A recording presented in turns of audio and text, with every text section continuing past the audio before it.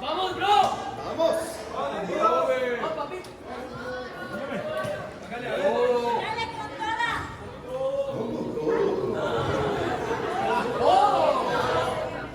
Amén, hermanos. Muy buenos días, familia. ¿Está animado para escudriñar la palabra de Dios? Amén. Si no estás, no sé qué viniste acá a hacer esta mañana. Amén. Amén, hermanos. Es el momento que vamos a escudriñar la palabra de Dios. Y obviamente agarren sus espadas. Por favor, vamos a empezar con una oración. Padre Santo, muchas gracias, Dios, por ser un Dios tan bueno con nosotros, Padre. Padre, me encanta la escritura que Steven compartió esta mañana, Dios, que te acariñaste de nosotros, Dios. Y qué especial es no solo imaginar, sino saber de eso, Dios, porque cada uno de nosotros no merecemos tu gracia, no merecemos perdón, no merecemos conocer de ti, Padre. Y en ese momento, Dios, reconociendo eso, ayúdanos, Padre, a escuchar tu palabra, pero con un corazón dispuesto a cambiar, un corazón dispuesto a avanzar tu reino, un corazón dispuesto a estar más cerca de ti, Dios. Que nadie acá tenga un corazón religioso, hipócrita, Dios, que escuche tu palabra, pero sale por el otro oído, Dios. Queremos ponerla en práctica. Úsame en este momento, Padre, para predicar no opiniones, sino tu santa palabra. Y ahora en tu nombre, Santo Jesús. Amén. Amén. Vamos a Hechos capítulo 12. ¡Vamos, bro! Si nos visita, estamos estudiando el libro de Hechos juntos, amén. ¡Vamos! Hechos, Vamos, Danilo. Echelo. ¡Vamos, bro! Estamos ya, bro. Sí, eso contamina, ¿no? Amén. No hice mucho de eso, pero está siendo increíble porque ¿cuál es la relevancia de estudiar el libro de Hechos? Recuerden, hermanos, ¿quién escribió el libro de Hechos? Lucas es la continuación básicamente del Evangelio de Lucas, pero no que Cristo hizo, vimos ese Evangelio de Lucas, pero que los discípulos de Jesús, después de la ascensión de Jesús, continuaron haciendo para alcanzar no solo Judea y Samaria, sino hasta los confines de la tierra. Amén. Semana pasada vimos capítulo 9 hasta el capítulo 12, vimos la conversión de Pablo. El punto número 1 fue celo por la verdad. ¿Recuerdan eso? Sí, para contar con la memoria bíblica de ustedes. Pablo era súper celoso, inicialmente para perseguir la iglesia, pero Cristo volteó de cabeza abajo lo que él consideraba verdad. Y eso pasó con cada uno de nosotros también. Cuando te invitaron a la Biblia y te mostraron la escritura, mira, este es ser un discípulo de Jesús. No sé para ustedes, para mí fue como, wow, yo nunca había visto, porque todos creen en Jesús hasta que dejamos que Jesús defina qué significa creer en él de verdad, ¿no? Pablo fue volteado su cabeza y se volvió un discípulo verdadero de Cristo, ¿amén? Y también vimos que en capítulo 11, no solo los discípulos salieron de Jerusalén y continuaron predicando la palabra de Dios a pesar de la persecución, pero construyeron una iglesia increíble en Antioquía, que desde ahí, vamos a estudiar el libro en el capítulo 13 y 14 de hoy, que desde ahí salieron los viajes misioneros de Pablo. Era una iglesia increíble que internó muchos discípulos. Y terminamos con Hechos capítulo 2, semana pasada. Pedro fue arrestado, Jacobo fue muerto, el primer apóstol muerto. Todos estaban orando, desesperados. Pedro liberado de la prisión de parte de Dios. ¿Recuerdan eso? Está a la puerta, Pedro está a la puerta. Tú estás loca. ¿Cómo podemos orar pero sin fe? Ya hablamos bastante de eso en el punto número 3, celo por la oración. ¿Amén? Vamos a ver el final del capítulo 12, acá en el versículo 24. ¿Cómo, bro? Bro, contigo. Hechos capítulo 12, versículo 24. Dice, pero la palabra de Dios seguía ¿qué? Extendiéndose y difundiéndose, aunque había persecución, aunque había todos los temas. El reino de Dios continuaba avanzando contra fuerza y marea. ¿Amén? Cuando Bernabé y Saulo cumplieron su servicio, regresaron de Jerusalén, llevando con ellos a Juan, llamado también Marcos. Guarden esa información que vamos a utilizarla en un punto y servicio que viene también. ¿Amén? Pero ahí entró con ellos un tal Juan Marcos, que sabemos que escribió el Evangelio de Marcos también. ¿Amén? El título de la prédica de hoy, hermanos, es la misión de Bogotá, el equipo misionero de Bogotá. Vamos. Vamos a ver acá, capítulo 13, versículo 1. Contigo, bro. ¿Estamos ahí? Dice así: en la iglesia de Antioquía salimos de Jerusalén, Pablo, Bernabé y Juan Marcos están ahora en Antioquía. Eran profetas y maestros Bernabé, Simeón, apodado el Negro, Lucio de Cirene, Manaén, que se había criado con Herodes, el tetrarca, y Saulo. Solo el versículo 1 es increíble porque demuestra la diversidad que había dentro de la iglesia. ¿Ven? No es gente solo de una parte del planeta, sino de todos los lugares. Y recuerden, Antioquía era una ciudad muy importante. Había gente que fue criada junto con Herodes, el tetrarca, el rey local en Judea. Había un discípulo que fue a la misma escuela que él, básicamente, ahí, que fue criado junto con él. ¿Cuál es el principio?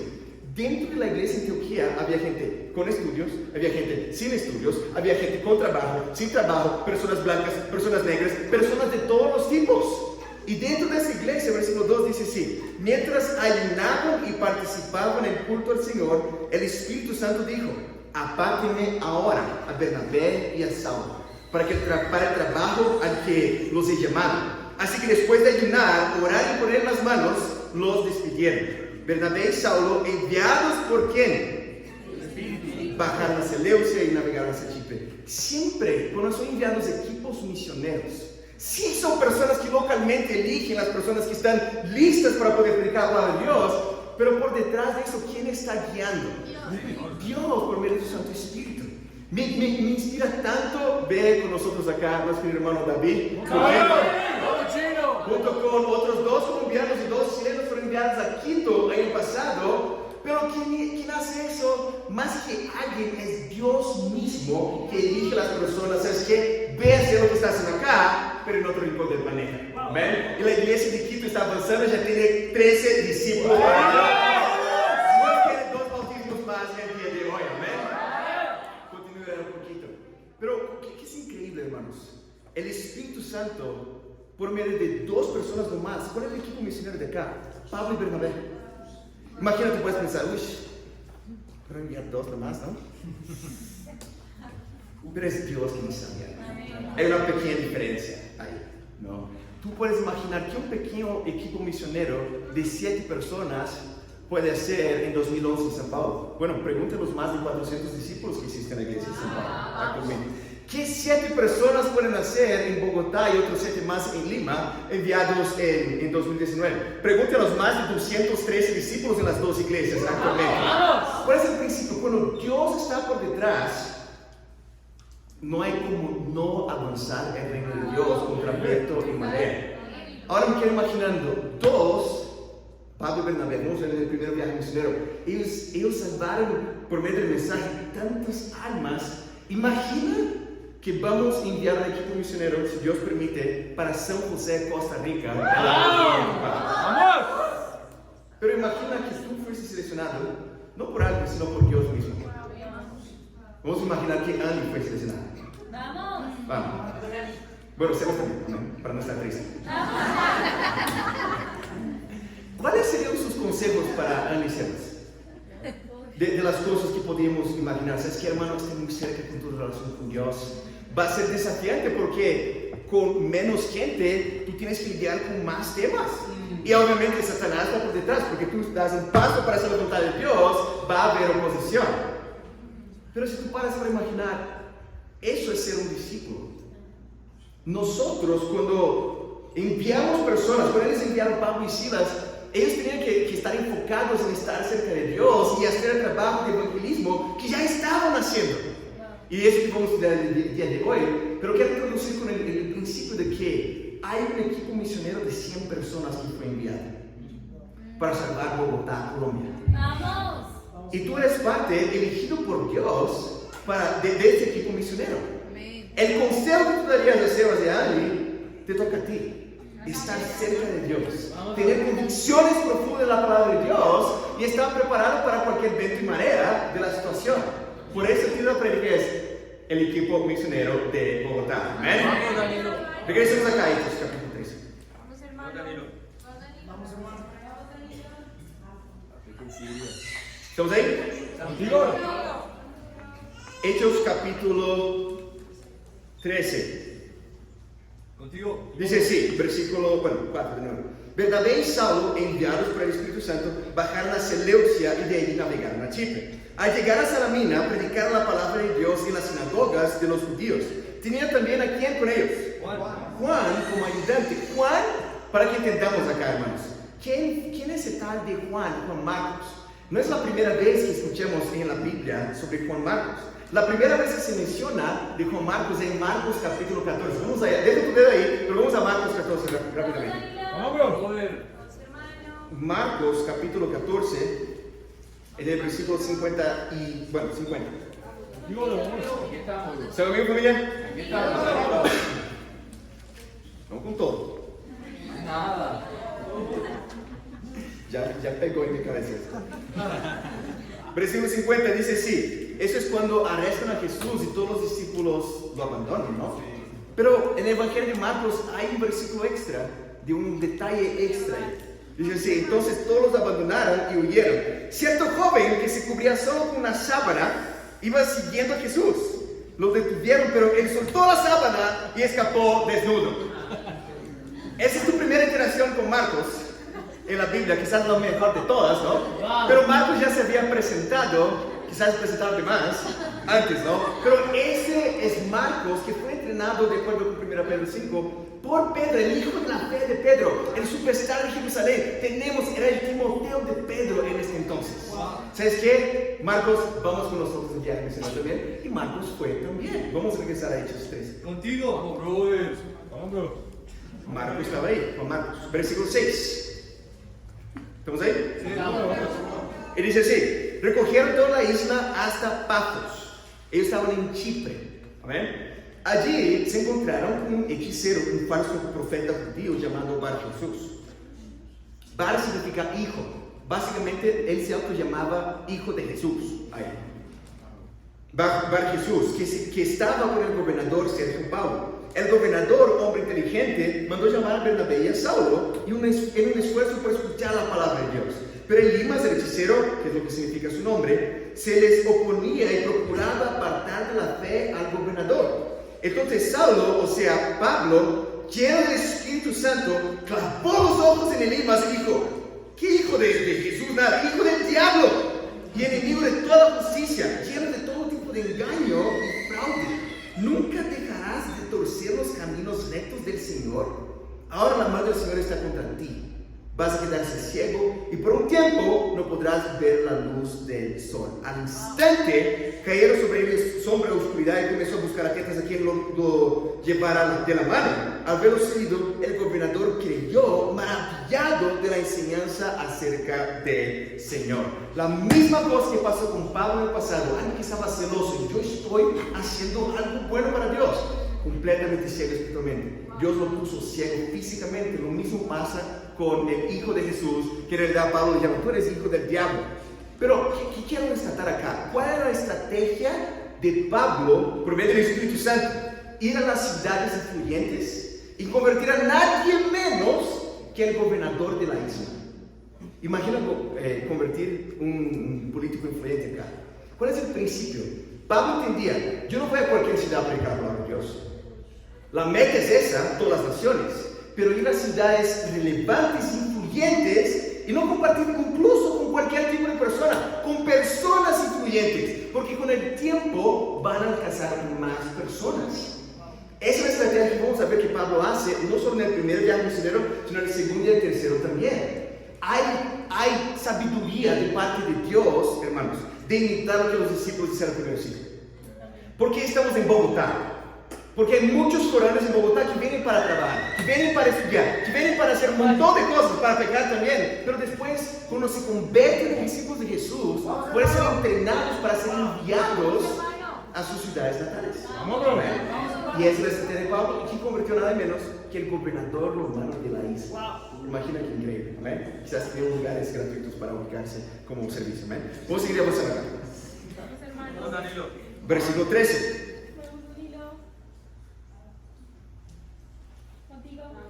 Es uno de los versículos más tristes de ellos acá. Pablo y sus compañeros se hicieron a la mar desde Pafos y llegaron a Perge de Panfilia. Juan, ¿recuerdan Juan Marcos? Sí. El prodigio que todos tenían visión por él. Juan se apartó de ellos y regresó a Jerusalén. Tú das un paso de hacer la voluntad de Dios, va a haber persecución, y en la persecución sale el corazón de las personas. Y en ese momento la vida de Juan Marcos, él falló. Como ustedes dicen acá, ¿no? Él como se embarró, ¿cómo se dice? No sé, la embarró, ¿no?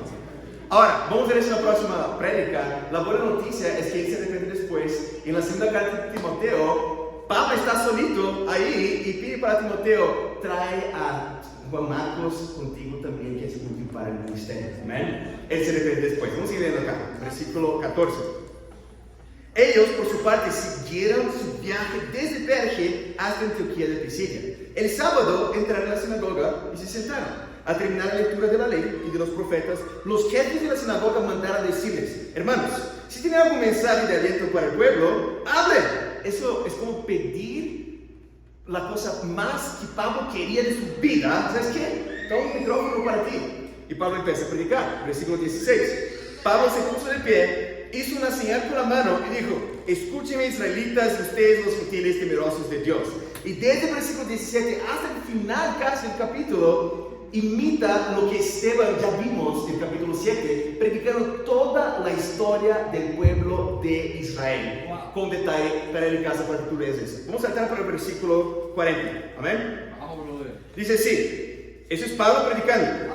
Tengan cuidado, no sé qué les suceda lo que han dicho los profetas. Miren, burlones, asómbrense, desaparezcan. Estoy por hacer en estos días una obra que ustedes nunca creerán, aunque alguien se la explique. Al oír ellos en la sinagoga, los invitaron para que el siguiente sábado les hablaran más de esas cosas. Cuando se disolvió la asamblea, muchos judíos y prosélitos fieles acompañaron a Pablo y a Bernabé, los cuales en su conversación con ellos les instaron a perseverar en la gracia de Dios. Recuerda, tú das un paso para hacer la voluntad de Dios, ¿qué va a venir? Adivina qué va a venir el próximo versículo. Versículo 44. Al siguiente sábado, casi toda la ciudad se congregó para oír la palabra del Señor. Pero cuando los judíos vieron las multitudes, se llenaron de celos y contradecían con maldiciones lo que Pablo decía. Pablo y Bernabé les contestaron valientemente: era necesario que se anunciáramos la palabra de Dios primero a ustedes.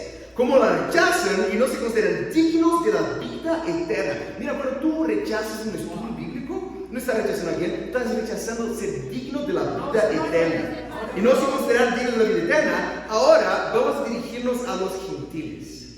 Así nos ha mandado el Señor. Te he puesto por luz por las naciones, a fin de que lleves mi salvación hasta que los confines de la tierra.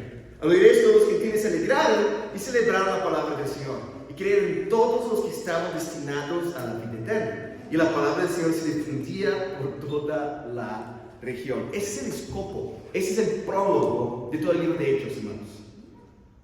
Vamos a recapitular eso. Hechos capítulo 1, y quiero contar con la memoria bíblica de ustedes que estudiamos eso recién. ¿Amén? Hechos capítulo 1, Jesús les manda que prediquen y sean testigos en Jerusalén, Judea y Samaria, y hasta qué?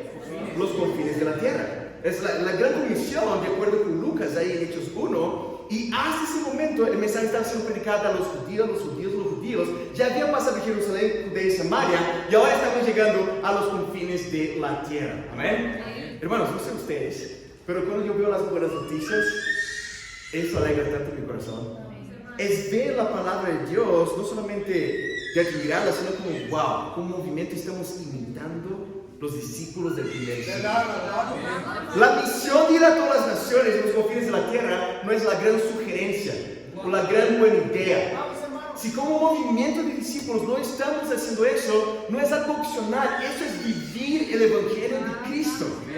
Y lo que es increíble, hermanos, no solamente podemos ser parte de eso, que demanda sacrificio, de dejar tus cosas y ir para otros lugares, o dejar sus recursos y contribuir para quienes van a otros lugares, pero también es increíble las consecuencias fantásticas de eso.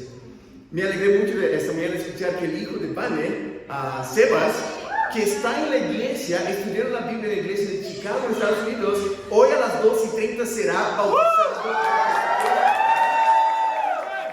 ¿Pero por qué? Porque como movimiento nos es ordenado por Cristo ir a todas las naciones. Es increíble tener acá hermanos visitando desde México, ¿ven? Colombianos que ahora son mexicanos también visitando, que Nata está por acá, no sé dónde está, aquí está Nata. Y venezolanos, ¿cuál es el principio? Nosotros no somos colombianos cubanos, o brasileños, o venezolanos, o mexicanos. Somos conciudadanos de los santos y miembros de la familia de Dios. ¿Cómo andamos por Cristo? A ir a todas las naciones. Lo increíble es que también por causa de eso, tu familia, que quizás no está acá, puede tener esperanza. Si vivimos la palabra de Dios. Sigamos leyendo. Y no solo eso, como vimos semana pasada, imaginar los 24 nuevos equipos misioneros que se están enviando este año, eso demanda mucho celo por la misión. Amén. Hechos capítulo 14, versículo 1. ¿Está conmigo, familia? Tenemos un punto más de hoy, que creo que no comenté hasta ahora. Celo por la misión. Celo por la misión. Vamos, hermano. Contigo. Hechos capítulo 14, versículo 1. ¿Están dormidos ahí? Contigo, vamos. Amén, el versículo dice así: en Iconio, Pablo y Bernabé entraron como de costumbre en la sinagoga judía, y me encanta lo que está escrito acá. Hablaron de tal manera que creyó una multitud de los judíos y de griegos. Mira, tú puedes predicar la palabra de Dios, o tú puedes predicar la palabra de Dios, como Lucas pone la observación acá, pero de tal manera, en la versión NTV, Nueva Traducción Viviente, dice: predicaron con tanto poder que muchas personas fueron impactadas. Estaba meditando ayer, de anteayer para ayer, hubo una vigilia de los universitarios. ¿Sabes? ¡Sí! Predicaron la palabra de Dios, pero de tal manera que los universitarios están inspirados para ganar más universitarios para Dios este semestre. Y es increíble que también como iglesia no solo admiramos eso, sino que nos entrenamos. Fue increíble ver ahí videos de Steven, Angie, Sofía Ortiz, Camilo Puerta, Sarita Pardo, Laura Daniela, John Freddy, Jason Miranda, David Trujillo, Cristian Guerrero, que son jóvenes ahí con máximo ahí sus 25 años, máximo 30 años, de 19 hasta 30 años, que no están ahí perdiéndose, sino que están entrenados para predicar de tal manera para pasar el reino de Dios. Pero no solo ellos tienen que predicar así. Como discípulos somos llamados a predicar a tiempo fuera del tiempo. Amén. Y tenemos que soñar con nuestros familiares para que ellos también estén involucrados en hacer más discípulos predicar de tal manera. Versículo 2. Das un paso hacia la voluntad de Dios. ¿Adivina qué pasa? En todo caso, Pablo y Bernabé, versículo 2. Pero los judíos incrédulos incitaron a los gentiles y les amargaron el ánimo contra los hermanos. En todo caso, Pablo y Bernabé pasaron ahí bastante tiempo hablando valientemente en el nombre del Señor, quien confirmaba el mensaje de su gracia, haciendo señales, prodigios por medio de ellos. Versículo 4. La gente de la ciudad estaba dividida. Unos estaban por parte de los judíos y otros por parte de los apóstoles. Hubo un complot, tanto de los gentiles como de los judíos, apoyados por sus dirigentes, para maltratarlos y apedrearlos. Al darse cuenta de esto, los apóstoles huyeron a Listra y a Derbe, ciudades de Licaonia y sus alrededores, donde siguieron anunciando las buenas nuevas. Tú das un paso para hacer la voluntad de Dios, ¿qué va a pasar? Y si Dios te ayuda en esa situación, Dios puede darte un spoiler de lo que están planeando hacer. En este caso, ellos escucharon, nos van a apedrear. ¿Sabes qué? Vamos a predicar en otro lugar. Como discípulo entendamos algo muy importante y que te va a guardar el corazón también. Va a haber oposición. Cualquier cosa que tú creas con afán y ganas y tú estás dispuesto a morir por eso, personas van a amar eso y personas van a odiar eso. Eso puede ser con temas políticos, con temas de lo que tú quieras, pero cuando tú tienes una convicción, o personas aman eso o personas odian eso. Y eso pasó una vez más ahí donde estaban en Derbe y fueron para otro lugar, pero vamos a ver que eso no pase después también. ¿Ven? Hechos capítulo 14, versículo 8. Bastante lectura. Lectura de Hechos, ¿ven? En portuñol. Versículo 8. En Listra vivió un hombre lisiado de nacimiento que no podía mover las piernas, estaba cojo ahí, ¿no? Y nunca había caminado. Estaba sentado escuchando a Pablo, quien al reparar en él y ver que tenía fe para ser sanado, le ordenó con voz fuerte: ponte en pie y enderezate. El hombre dio un salto y empezó a caminar. Al ver lo que Pablo había hecho, la gente comenzó a gritar en el idioma de Licaonia: los dioses han tomado forma humana y han venido a visitarnos. A Bernabé lo llamaban Zeus y a Pablo Hermes, porque era el que dirigía la palabra. El sacerdote de Zeus, el dios cuyo templo estaba a las afueras de la ciudad, llevó toros y guirnaldas a las puertas y toda la multitud quería ofrecerles sacrificios. Eso puede parecer, ¡qué locura! Estamos hablando de Apolo de Zeus, de Hermes, perdón, y Bernabé de Zeus, y eso puede parecer raro, hermanos, pero existía dentro de la mitología de los griegos un poeta famoso llamado Ovid, que escribió un libro llamado Metamorfosis, que significa cambio. Básicamente esa mitología dice que Zeus y Hermes bajaron a la tierra en forma humana y hablaron con 1000 casas dentro de la región de Derbe y Iconio. Las 1000 casas cerraron las puertas de sus caras y no les dieron comida ni hospedaje. Y como consecuencia los dioses inundaron la ciudad entera y destruyeron todo. Ellos llegan con esa mitología en la cabeza, ven a Pablo y a Silas haciendo cosas increíbles. Zeus y Hermes están entre nosotros. Creo que estamos no queriendo cometer el mismo error de lo que ellos sabían de la mitología. El tema es que ellos quieren ofrecer sacrificios para ellos y levantarles. Pero mira qué pasa acá. Obviamente ellos no reciben este honor. Versículo 14. Al enterarse de eso, los apóstoles Bernabé y Pablo se rasgaron las vestiduras y se lanzaron por entre la multitud, gritando: señores, ¿por qué hacen esto? Nosotros también somos hombres mortales como ustedes. Las buenas nuevas de que las anunciamos son las que dejen esas cosas sin valor y se vuelvan al Dios viviente, que hizo el cielo, la tierra, el mar y todo lo que hay en ellos. En épocas pasadas, Él permitió que todas las naciones siguieran su propio camino. Sin embargo, no ha dejado de dar testimonio de sí mismo hacia el bien, dándoles lluvias del cielo, estaciones fructíferas, proporcionándoles comida y alivio de corazón. A pesar de todo lo que dijeron, a duras penas evitar que la multitud les ofreciera sacrificios. En esto llegaron de Antioquía y de Iconio unos judíos que hicieron cambiar de parecer la multitud. Mira, no tomó 2 versículos para querer ofrecer sacrificios, para querer matarles ya. Versículo 19. Apedrearon a Pablo y lo arrestaron afuera de la ciudad, creyendo que estaba muerto. Mira lo que pasa acá. Personas que se basan sus convicciones solo en experiencias espirituales, en milagros, prodigios, lucitas, lo que tú quieras llamar eso, no dura nada su fe. No es que dura poco, no dura nada. Estamos, wow, Dios está entre nosotros, mis ofrendas, vamos a quemar un buey ahí para ti. No tomó un versículo para que algunos judíos cambiaran ya sus mentes para querer matar a ellos. De hecho, casi lo mataron, pensaban que estaba muerto y lo tiraron fuera de la ciudad. ¿Cuál es el principio que es fundamental, hermanos? No es el tema principal de la prédica, pero quiero tomar un tiempo para hablar de eso también. Si tu fe se basa en experiencias espirituales, en una banda bonita y tú estás llorando y tú aceptas a Jesús en tu corazón, pero después tú sales de la misma vida de pornografía, masturbación y eso no dura nada.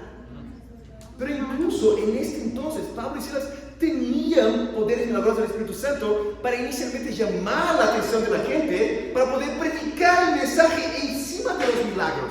Pero si tu fe está en los milagros más que en el mensaje, tu fe no va a durar nada. Si tú te animas solo con estudios bíblicos y no porque tú eres un hijo de Dios, tu fe no va a durar nada. Jesús habla mucho sobre eso. Vamos a Mateo capítulo 7. Acá en Mateo capítulo 7 es una clásica escritura que Jesús deja muy expuesto desde el principio. Versículo 21. ¿Estamos ahí? No sé si han notado, la mayoría de las iglesias, principalmente las iglesias pop de hoy día, que hay filas y colas en la calle, la gente va ahí ¿para qué? Para ser entretenida. Es como, wow, qué mal increíble. Mira luces, es como luces para el palco. Wow, si tú sacas el sonido y tú filmas ahí que está pasando, tú puedes poner cualquier otra canción que va a funcionar este video también. ¿Por qué? Porque yo voy para ser entretenido, no para ser cortado por la palabra de Dios y ser llamado a cambiar. Si tú no visitas el día de hoy, yo no puedo ayudarte con eso, perdón. Yo no vine acá para entretenerte o hablar bonito o cantar bonito, y no puedo hacer eso. Pero la finalidad de la palabra es causar un impacto eterno. Así es.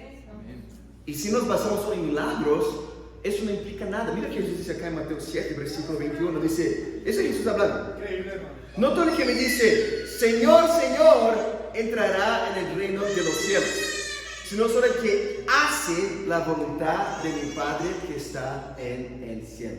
Pregunta, ¿qué tipo de persona dice, Señor, Señor? ¿Alguien que cree en Jesús o que no cree en Jesús? Sería raro pensar que no, quizás en sus últimas, ¿no? Apela a Cristo, ¿no? Pero ¿qué tipo de persona apelaría, Señor, Señor? Alguien que cree. Pero Jesús dice, no es cualquier que me dice, Señor, Señor, entrará en el reino de los cielos, sino el que hace. No es que tiene la buena intención de hacer, ¿no? O que tiene el corazón, porque Dios conoce ese corazón. El que hace la voluntad de mi Padre que está en el cielo. Y Jesús no termina ahí, el versículo 22 dice así, muchos me dirán aquel día, Señor, Señor, no profetizamos en tu nombre expulsamos demonios, hicimos muchos milagros. Entonces les diré claramente, jamás los conocí. Aléjense de mí, hacedores de maldad. Esta escritura, hermanos, fue la que más me ayudó a entender que incluso si puede existir el día de hoy un lugar en que están haciendo milagros, prodigios, expulsando demonios, eso implica que son discípulos de Jesús. No significa nada. Vamos a ver esto también en Hechos 19. Había unos judíos que estaban expulsando demonios en nombre de Jesús, y los demonios le confrontan. Es como, yo conozco a Jesús y Pablo, pero ustedes Predica, hermano. no implica nada. Hay muchas personas, ¿por qué? Porque eso llama la atención de la gente. Wow, Dios está aquí, porque así, wow, el Espíritu Santo, el Espíritu, y llora, y no cambia su vida. Jesús, mira, tú tuviste una experiencia emocional, espiritual en tu vida, ¿sabes qué? Felicidades. ¿Qué eso implica? Nada. Yo tuve la misma experiencia espiritual cuando antes de ser discípulo, iba allá, lloraba, acercaba a Jesús por la 20ª vez y vivía la misma vida de impureza sexual. Los de Licaonia tuvieron una experiencia espiritual increíble. Un versículo después no creían más en Dios, querían matarles. Y lo mataron básicamente. Ahí. ¿Cuál es el principio? De acuerdo con Jesús mismo. Si tu convicción viene de cosas milagrosas, sobrenaturales, eso no te va a ayudar a perseverar. Si tú quieres morir fiel con Dios, quizás te aguanten unos días, porque era utilizado por Dios para poder predicar la palabra de Dios, y encima de eso después, pero tu fe no va a sostenerse. Vamos, Danilo. Yo conté esa historia para ustedes una vez estaba hablando con un muchacho en São Paulo, que estaba supuestamente súper animado para tornarse un discípulo de Jesús, y estaba, Dios, pero yo quiero como un señal, de hecho es eso que tengo que hacer. Salimos del estudio bíblico y en su oración él pidió una señal, se dice acá, ¿no? Una señal. Yo estaba acompañándole hacia el paradero y una llanta de un camión se soltó, le chocó en el hombro, él se desmayó. Y yo pronto, listo, murió, ¿no? Como cuando pasa esas cosas, no es normal pasar esas cosas, ¿no? Fue la única vez que pasó eso en mi vida. No sé si aquí están como soltar llantas de los carros, ¿no? Pero, y yo pensé, wow, no sé qué va a pasar. Y él estaba como así contorcido en el piso, ¿sabes? Yo tuve miedo en ese momento. Él fue al hospital, él fue llevado a esas máquinas que lo meten, ¿no? De magnetismo ahí. No tenía nada. Él se olvidó de cosas en ese momento. Después de unas 3 horas ya acordaba de todo. Yo, no voy a hablar su nombre, Brunito, tú pediste por eso, ¿no? Es como, tú quieres una señal, sí, yo tengo que saber con Dios. ¿Sabes qué? Si tu fe te basas en eso, Dios incluso puede ayudarte inicialmente. Pero pasó una semana y media, él dejó de estudiar la Biblia, él recibió un mensaje de 30 líneas. Explicaron por qué no quería más estudiar la Biblia. ¿Por qué? Porque si tu fe se basa en eso, no dura. Le ayudó 3 días quizás, pero después se olvidó.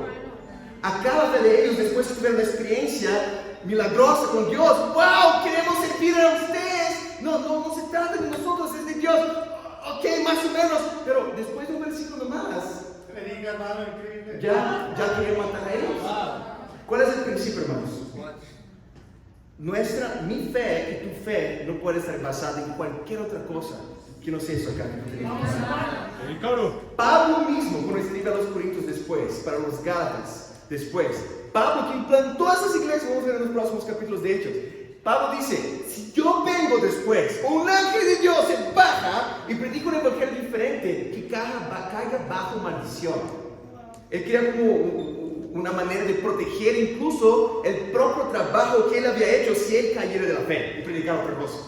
Porque si tu fe se basa en cualquier otra cosa que no es el evangelio de la palabra de Dios, no va a durar. Terminemos el capítulo. Hechos 14. Contigo, hermano. Danilo, ¿qué eso tiene que ver con ser por la misión? Que vamos a concluir eso. Versículo 20. Pero cuando lo rodearon los discípulos, bueno, él estaba casi muerto, ¿recuerdan? Cuando lo rodearon los discípulos, él se levantó y volvió a la ciudad, a entrar en la ciudad. Para un poco loco acá, ¿no?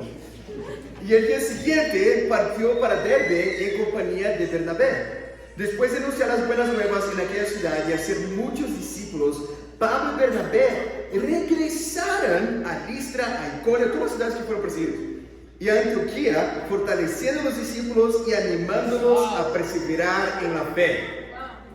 Y mira el eslogan del cristianismo acá.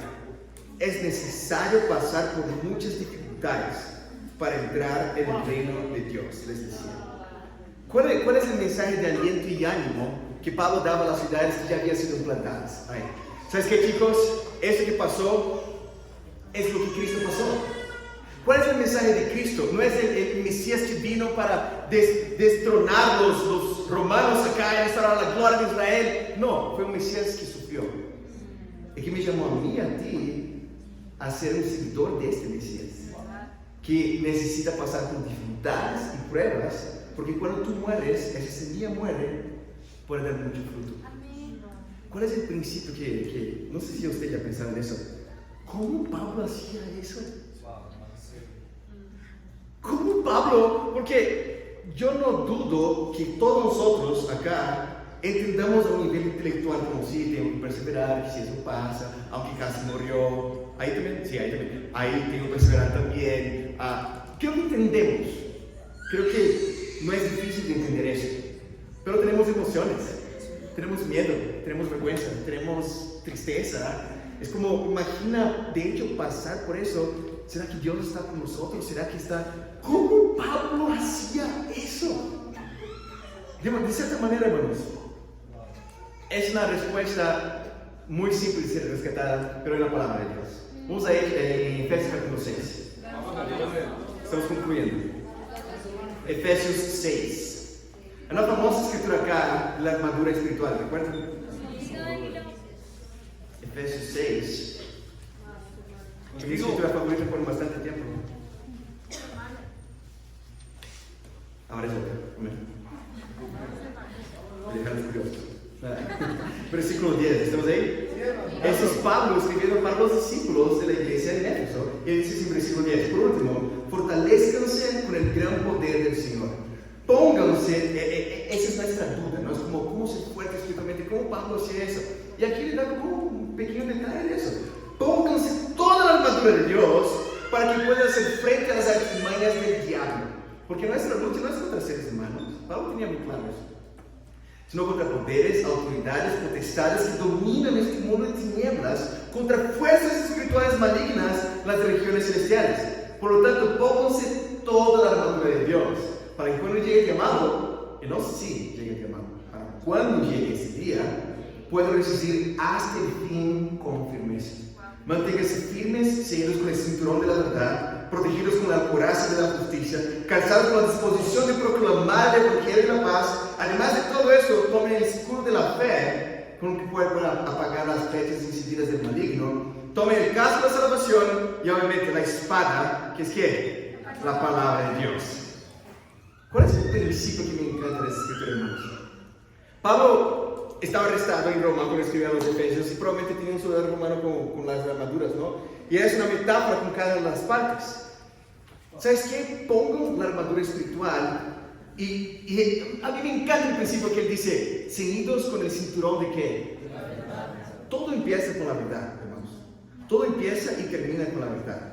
Si tú tienes una vida, si yo tengo una vida en que salen mentiras de tu boca, ¿cuál es la función de un cinturón? Asegurar todo, sostener todo ahí. Tú puedes tener otras partes de la armadura, pero estoy evangelizando, estoy leyendo mi Biblia, pero si hay falta de verdad en tu vida, todo va a caer. No tiene sentido. Quiero invitarte a ser alguien íntegro y siempre hablar la verdad. Pero no hablas sobre el centro de la verdad. ¿Cómo ser fuerte? Estamos contestando eso. Protegidos por la coraza de qué? La coraza protege qué parte del cuerpo. Esta parte del cuerpo, no el pecho, el corazón, es un órgano vital, hay varios, ¿no? Pero remete el corazón y encima de todo, Proverbios 4:23, guarda tu corazón, porque de él emana la vida. Pero después de mencionar esas cosas, menciona calzados con la disposición de qué? Parte de la armadura es qué? Es evangelizar. No es que tú pones la armadura para evangelizar. Parte de la armadura, Pablo está hablando, es evangelismo. ¿Por qué eso? Porque te protege. ¿Cómo me protege? Cuando tú predicas, como sabemos de Hebreos 4, hermanos, la palabra de Dios es una espada de ¿qué? Doble filo. Yo estoy predicando para ustedes, pero para mí también. Y eso corta para allá, pero corta para acá. Cuando tú estás involucrado en la misión, cuando tú estás haciendo discípulos, involucrado en discipulados, tú estás predicando, pero para ti también. Y eso te protege. ¿Cuál es el principio, Pablo? ¿Cómo tú hacías eso? La propia misión lo entrenó. Estar en la misión, estar causando, y la coraza de la justicia y el cinturón de la verdad, estar viviendo eso, no es aprender un libro y hacer un curso de ICCM que después te capacita para predicar la palabra de Dios. No es eso, vivir la misión te capacita. Convicciones nacen cuando tú crees, o lo que tú dices que crees, son puestos a prueba. Voy a repetir eso. Convicciones se demuestran en dar gracia, en perdonar, en persecución, todo eso. ¿Cómo? No es tu mano en tu Biblia. Es cuando tú es puesto a prueba sobre ese tema. Es difícil perdonar. No, yo tengo que perdonar. Jesús me dice que perdonar. Sí, ok, entendemos eso.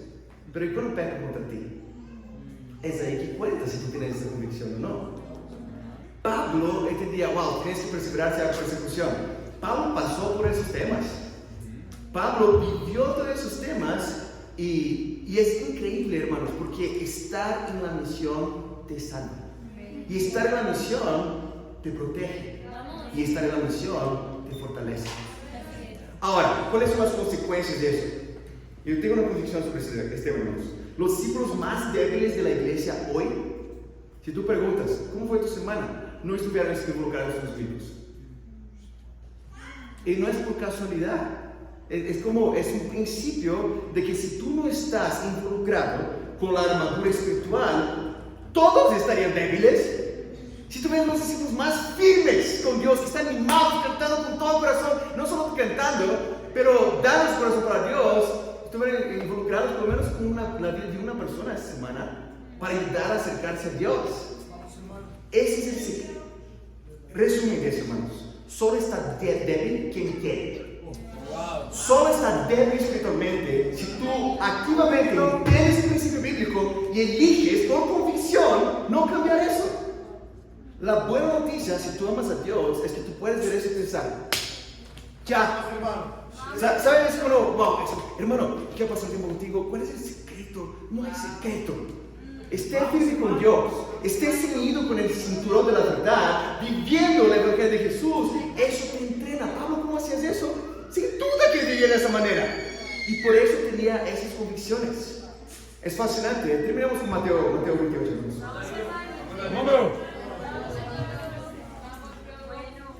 Jesús tenía esa convicción también, tanto que en esa famosa escritura de Mateo 28, vamos a leer 2 versículos antes, versículo 16.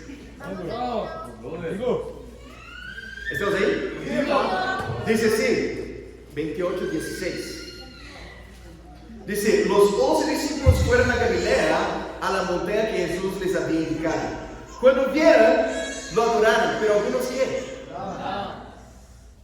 A veces no entendemos por qué, pero algunos estaban como, ¿será? Y Jesús, para todo, hace un estudio bíblico, queda unos días extra con ellos. ¿Sabes qué? Voy a ayudar tu fe porque tú estás dudando y tú estás un poco débil. Jesús reconoció, ¿sabes qué? Hay discípulos acá débiles que están dudando. Y Jesús les dice: se me ha dado toda la autoridad en la tierra, por tanto, vayan por todas las naciones. El orden y el método de Jesús para ayudar a alguien que estaba débil, que estaba dudando. Y quizás todo bien pasa por un momento que estamos dudando, pero no permanezca ahí. Entienda que esa es la solución.